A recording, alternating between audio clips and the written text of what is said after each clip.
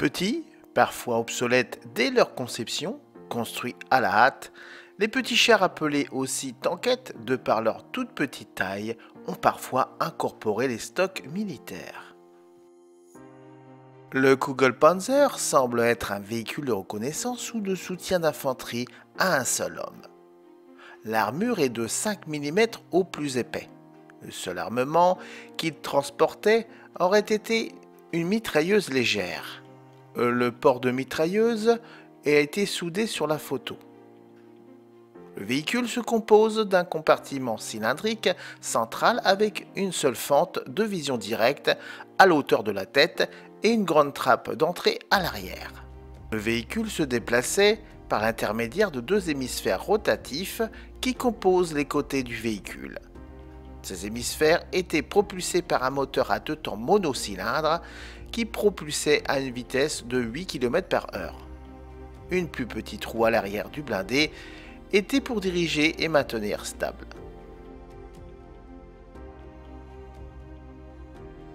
Le MIAS était un véhicule demandé suite au massacre italien de la Première Guerre mondiale. Au lieu d'une infanterie face à des tirs de mitrailleuses sans protection, le MIAS leur fournirait un bouclier mobile pour les protéger du feu. Le MIAS était un bouclier blindé mobile automoteur. Ce n'était certainement pas un char au sens conventionnel du terme malgré certaines des caractéristiques.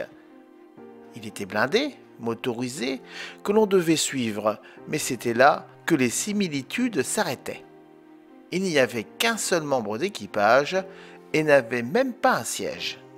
Le MIAS a été lancé par la société Ansaldo en 1935 et est disponible en deux versions. Le MIAS et le Moras, qui ne différaient que par l'armement, l'un avec une mitrailleuse de 7,92 mm et l'autre un mortier de 45 mm.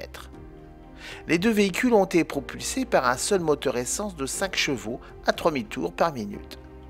Ils étaient capables de faire jusqu'à 5 km en avant et 2,2 km en marche arrière.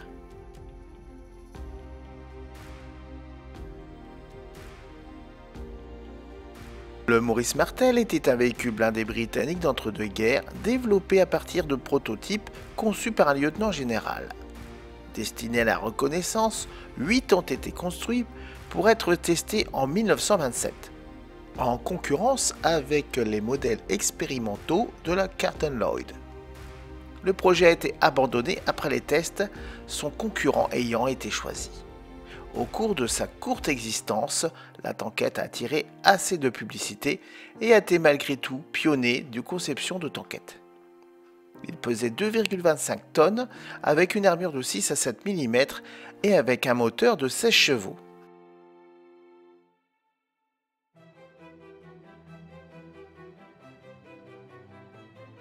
Le MU2 était loin d'être parfait. L'intérieur était exigu, la vision limitée, une faible puissance de feu avec une seule mitrailleuse. Une tourelle qui pouvait tourner qu'à 290 degrés car la rotation était partiellement bloquée par la coupole du conducteur. L'armure insuffisante pour être utilisée et l'expérience de conduite était médiocre. Malgré tout, il était facile à dissimuler grâce à sa petite taille. Le placement du ventilateur de refroidissement assurait une bonne température à l'intérieur. Sa coque soudée présentait des avantages par rapport aux boulons et aux rivets. Malgré tout, il a fourni une base solide pour continuer le développement de véhicules blindés à chenilles.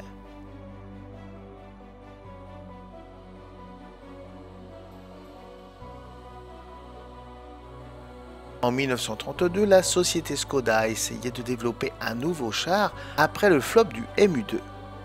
Le résultat était le MU4, fabriqué à partir d'une version modifiée du Carter Lloyd Mark VI, en compétition devant l'armée tchécoslovaque contre d'autres tankettes à plusieurs reprises. D'une hauteur de 1,30 m, il comprend 3 membres d'équipage et il est doté de 2 mitrailleuses légères de 7,92 mm. Son petit moteur 4 cylindres le propulse à 41 km/h maxi. Il a survécu à la Seconde Guerre mondiale et a été restauré pour un musée militaire.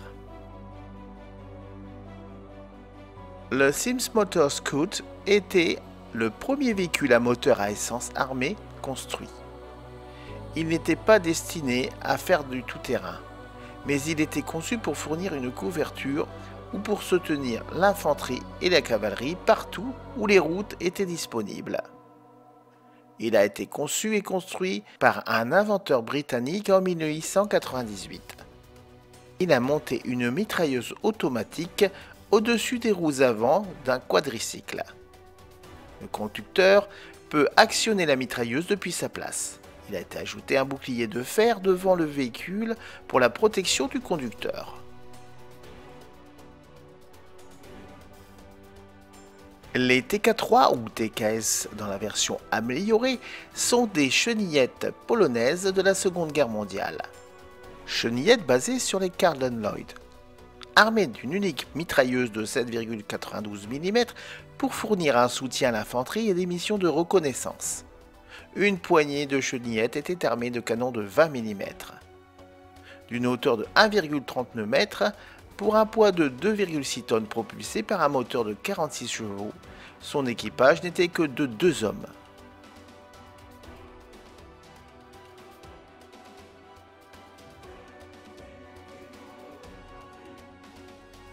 La construction du TKW était basée sur le châssis du TK3.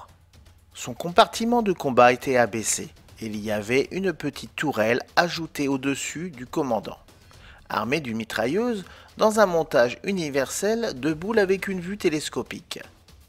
Contrairement à la conception britannique, le TKW avait le moteur entre les sièges de l'équipage.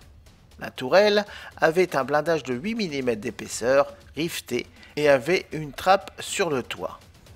La tête du conducteur était protégée par un grand capot équipé d'un périscope réversible. Le commandant avait des fentes de vision dans la tourelle. Des essais en 1934 ont montré que la conception n'était pas du tout réussie. Le TKW fut abandonné et la production de 5 chars programmés fut alors annulée.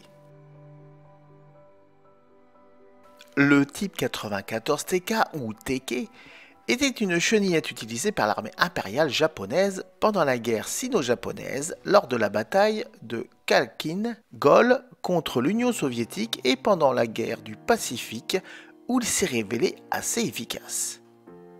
Comme presque toutes les chenillettes construites dans les années 1920-1930, elle avait un blindage masse de 12 mm pouvant être pénétré par des tirs de mitrailleuses lourdes de 12,7 mm à 600 mètres.